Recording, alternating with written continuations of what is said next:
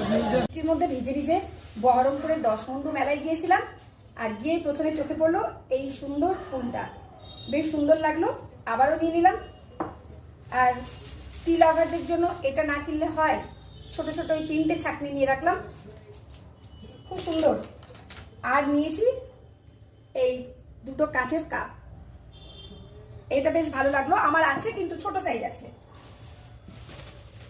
এই একটা ঝুড়ি তো তোমরা দেখেছো, আমি আগে লঙ্কাও রেখেছি 1-2বার। এটা আরেকটা নিলাম অরেঞ্জ কালার, আর এটা আমার আরেকটা আছে, তবুও আবার নিয়ে রাখলাম। ছোট ছোট ঝুড়ি আমার খুব ভালো লাগে। আর দিয়েছি মেলার জিলিপি, মেলায় যাবো আর জিলিপি পাঁপড় ভাজা না খেলে হয়, এসে জিলিপি ঢেকে রাখলাম।